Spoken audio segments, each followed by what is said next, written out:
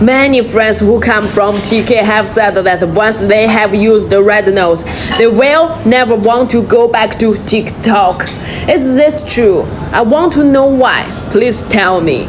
How many of you remember the TikTok refugees?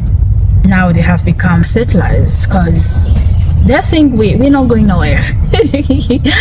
Apparently, people on Xiaohongshu, Rednote, are very educated. They want to learn. They're finding it better to stay on Rednote because people seem to listen to what they have to say, interact with philosophical content, anything educational. They get great interaction. Anyway, those who have stories to tell about this app are the ones have compiled in this video. You can listen straight from them. So, speaking as a TikTok refugee, many people keep asking me over and over again, why have you stayed on Xiaohongshu? Like, why are you still here? And why I spend time on this app more than like any other app.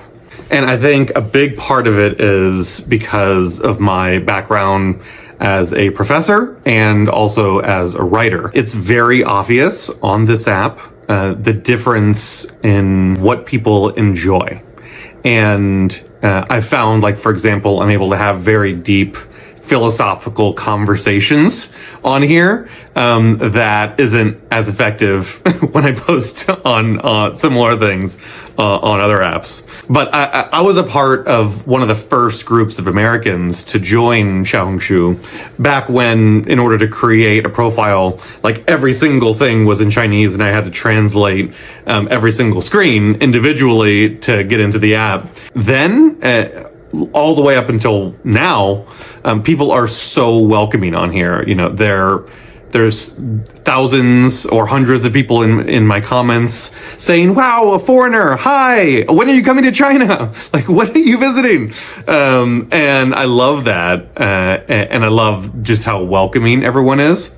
But the welcomingness isn't the only reason why I'm staying here. For me, I'm also deeply interested in the stories that people have to tell about their own lives. This is a time where we all like bury ourselves in kind of meaningless videos a lot of the time, or meaningless photos. And I've noticed on Xiaohongshu that there's a focus on writing and there's a focus on real meaningful stories and sharing that with each other. I don't know if you saw it, but the best example of this that I saw was on Xiaohongshu. They had a life writing award, and this award had people just write about what happened to them on a very specific day on September 19th. And then they had weeks to write about this day. And it kind of, just like poetry does, it helped to kind of shed light on even a mundane day and how beautiful that can be when you're experiencing somebody else from a different culture. And if all of you would stop watching cat videos, if you haven't heard of this, and go search for the Life Writing Award, I think you'd be really impressed with the quality of the writing. My favorite was A Grain of Sand. I'll show it here. I'll pop it up on the screen. It was writing that talked about kind of the struggles of friendship as you grow older, of growing up, of being a visa holder in the US. It was a very deep, fascinating piece. And I'd recommend, if you haven't read it yet, to like click the link and go read that. One of my favorite lines from it was, when I was little, I was chubby and had the personality of a steamed bun. And I think that's so beautiful. Like, I immediately was laughing out loud. But also it like put us into her experience, as a child growing up. And then tied it back into that as she told kind of her story now.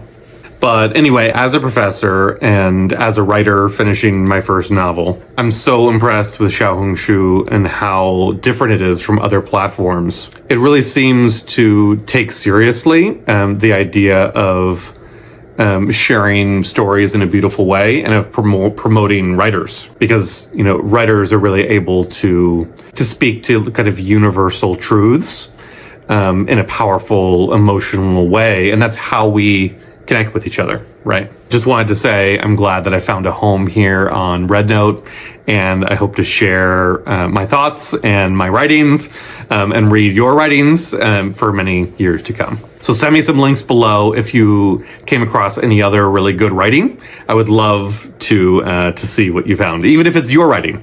Please still share it. A 70-year-old grandma just published a book through Xiaohongshu. It's true. Blogger 我练河谷 is a retired teacher from Tangshan, Hebei province. In 2023, her niece helped her open an account and posted a few of her writings on Xiaohongshu. Later, she decided to challenge herself to post daily for 100 days. And if nothing came of it, she would quit. In October 2024, she began writing about her late husband's life and submitted the series to the Xiaohongshu Life Writing Awards. It instantly became a tearjerker, touching thousands of readers with its sincerity. One netizen wrote, "It's so rare to find writing online that's so simple yet deeply moving." Another said, "Thanks to Auntie, even a single person like me has started to believe in love again." She documented her journey in a short video, 17 notes in total, each posted around 3 or 4 a.m. At this time every day, I caught up with my husband through writing. If he were still alive, I would still write about him vividly, colorfully, warmly. Her series was later published in the collection I'm Not Good at Life as part of the 2024 Xiaohongshu Life Writing Awards anthology. Touched by her storytelling on Xiaohongshu, publishers reached out to bring her words onto paper. On November 7th, her first book, 我练河谷 was officially released. She said, "I originally came to Xiaohongshu to learn how to cook and knit sweaters, but I stayed for the words and the people who care about them." She said her writing is slow, her writing is clumsy, but to her surprise, many people have enjoyed it, even waiting for her next post. In the age of social media, content needs to be short and bring writing to become popular. A lot of social media platforms encourage users to submit short video content with certain trendy music or format. Less writing content with authentic emotion from ordinary people can be seen. I'm so happy to see that Xiaohongshu still cherishes the value of writing and provides room for ordinary people's story to be seen. It makes Xiaohongshu a really special social media platform in today's world. Like what the grandma said, it's all of you and this very space of Xiaohongshu. I gave my old ordinary ladies words a place to call home and allow them to step into the light. It makes me moved. You know what's so cool is that we may not have world peace, right? And we may not all get along, but on Rednote, this is one thing that I have noticed. We are bringing two countries that deemed by media we should hate each other. And on top of that, we have other countries from around the world. We have the UK, we have Germany, we have Australia. I've seen all sorts of countries from people from around the world on this app. And not only are they on this app, but we're learning from each other. We're engaging with each other. We are being friendly with each other and being nothing but positive. We may not have world peace in this damn world, but we sure as hell have a shit ton of love on this app for each other. Just... I noticed a lot more TikTok creators coming over to Rednote lately. I suspect that many TikTok creators either have experienced something similar to what I went through, or just simple censorship. But TikTok is just not the same. And everybody's starting to see the writing on the wall. And Rednote's where it's at. Xiaohongshu. The thing about Xiaohongshu is it's more eye-opening for people than TikTok has been. I mean, don't get me wrong, TikTok has opened a lot of eyes, but Rednote, you can actually see what China's about. I anticipate you'll see more Americans soon. I hope this video is beneficial to you. Maybe these are the people who can settle in China. Can they get citizenship? I'm still emphasizing on this.